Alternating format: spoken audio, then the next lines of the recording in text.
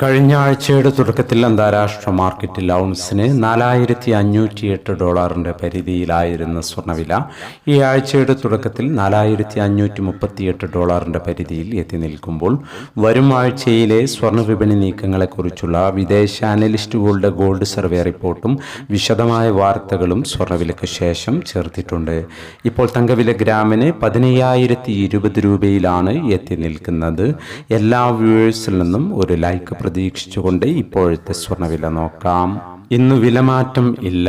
ഇന്ന് 31,5,2026, പവന് 1,15,160, ഗ്രാമിന് 14,395. വരും ആഴ്ചയിലെ സ്വർണ്ണ വിപണി നീക്കങ്ങളെക്കുറിച്ചുള്ള വിദേശ അനലിസ്റ്റുകളുടെ ഗോൾഡ് സർവേ റിപ്പോർട്ടിൽ 75% വാൾസ്ട്രീറ്റ് അനലിസ്റ്റുകളും 44% മെയിൻ സ്ട്രീറ്റ് നിക്ഷേപകരും സ്വർണ്ണവില ഉയരുമെന്ന് അഭിപ്രായപ്പെടുമ്പോൾ 17%, 26% സ്വർണ്ണവില കുറയുമെന്ന് അഭിപ്രായപ്പെട്ടു. 8%, 30% ന്യൂട്രലായി തുടരുകയും ചെയ്തു. വന്നിട്ടുള്ള ഗോൾഡ് സർവേ റിപ്പോർട്ട് വിലയിരുത്തുമ്പോൾ ഇരു അനലിസ്റ്റ് സംഘങ്ങളിലെയും ഭൂരിപക്ഷം ആളുകൾ വരും ആഴ്ചയിൽ സ്വർണ്ണവില ഉയരുമെന്നാണ് അഭിപ്രായപ്പെടുന്നത്. സ്വർണ്ണ വിപണി നീക്കങ്ങളിൽ US ഡാറ്റകൾക്കപ്പുറം ഊർജ്ജ പ്രതിസന്ധിയും പണപ്പെരുപ്പ ആശങ്കകളും ഉയർത്തുന്ന മിഡിൽ ഈസ്റ്റ് യുദ്ധമാണ് സ്വാധീനം ചെലുത്തുന്നത് എന്ന് നമുക്കറിയാം.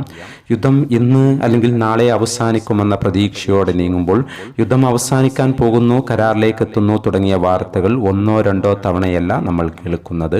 US പ്രസിഡന്റ് ഡൊണാൾഡ് ട്രംപ് ആണെങ്കിൽ ഇന്ന് പറഞ്ഞതല്ല നാളെ പറയുന്നത്. മേൽ സാഹചര്യങ്ങളിൽ വിപണി നീക്കങ്ങളെ പ്രവചിക്കാൻ അനലിസ്റ്റുകൾക്കും സാധിക്കുന്നില്ല. അനലിസ്റ്റ് റിപ്പോർട്ട് വന്നാൽ തന്നെ അത് പൂർണ്ണതയിലേക്ക് എത്തുന്നുമില്ല. കരാറിലേക്ക് എത്തുന്നു എന്ന കഴിഞ്ഞ ദിവസ വാർത്തകളാണ് അനലിസ്റ്റുകളെ ഈ ഉയരുമെന്ന അഭിപ്രായങ്ങളിലേക്ക് എത്തിക്കുന്നതെങ്കിൽ ഈ സമയത്ത് ഇസ്രായേൽ ലെബനാനിൽ നടത്തുന്ന ആക്രമണമടക്കം സമാധാന ശ്രമങ്ങളെ അട്ടിമറിക്കുന്നവയാണ്.